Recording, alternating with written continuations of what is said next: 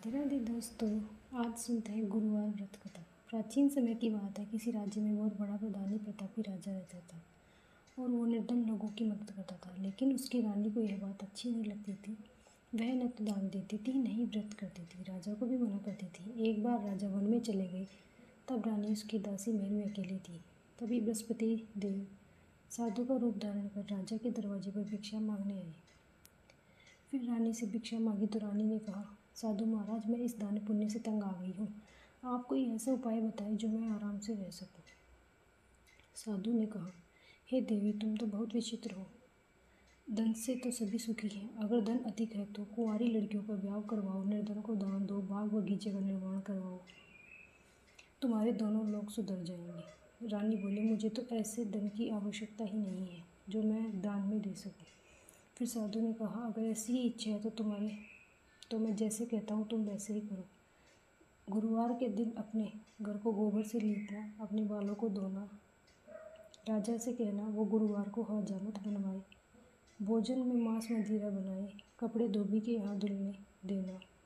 और बृहस्पतिवार को ऐसा करने से तुम्हारा सारा धन नष्ट हो जाएगा। रानी को कहे 3 बृहस्पतिवार ही बीते थे कि राजा की सारी धन संपदा नष्ट हो गई और भोजन की भी कमी हो गई। राजा ने रानी को कहा कि हे रानी, तुम यहीं रहो, मैं दूसरे देश को जाकर आता हूँ। राजा परदेश चला गया और वहाँ जंगल में लकड़ी काट के लाता और शहर में बेच आता। इधर राजा के प्रदेश जाते ही रानी दुखी रहने लगी और रानी ने दासी से कहा, दासी, पास ही के नगर में मेरी बहन रहती है, वह बहुत धनवान है। तू वहाँ जा, जिससे थोड़े दिन गुजर बसर हो। और ऐसा कह दासी उसकी बहन के पास गई। उस दिन गुरुवार का दिन था। दासी ने रानी को कहा, लेकिन उसने कोई उत्तर ही नहीं दिया। फिर दासी ने सारी बात रानी को बताई। रानी को बहुत क्रोध आया और उसने अपने भाग्य को बहुत कोसा। और उधर रानी की बहन ने सोचा, मेरी बहन की दासी आई थी पर मैंने कुछ नहीं बोला, वह बहुत दुखी हुई होगी। उसने पूरी कथा सुनी, फिर प्रसाद लिया, फिर बहन के घर गई। फिर कहा, बहन, मैं बृहस्पतिवार की कथा सुन रही थी। बहन, जब तक कथा होती है तब तक न बोलते हैं न उठते हैं, इसलिए मैं कुछ नहीं बोल पाई। अब तुम बताओ, दासी क्यों आई थी?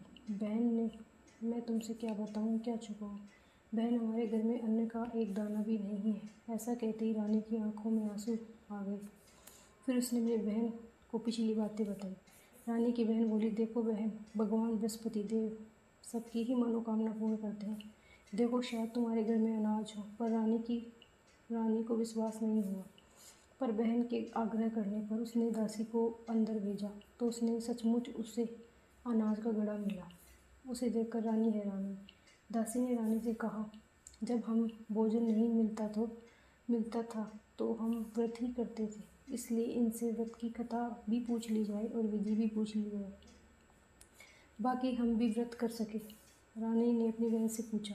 रानी की बहन ने बताया, इसमें चने की दाल व मुनक्का से भगवान विष्णु की केले की जड़ से पूजन करें तथा व्रत कथा सुने और पीला भोजन ग्रहण करें, पीले वस्त्र ग्रहण करें, इससे भगवान खुश होते हैं। उन्हें व्रत विधि बताकर रानी की बहन अपने घर चली गई। 7 दिन के बाद गुरुवार आया तो रानी व दासी ने व्रत रखा। गुड़साल में जाकर चना व गुड़ लेकर आई। इससे केले की जड़ विष्णु भगवान का पूजन किया। फिर पीला भोजन कहाँ से लाए, ऐसा लेकर सोच में पड़ गई।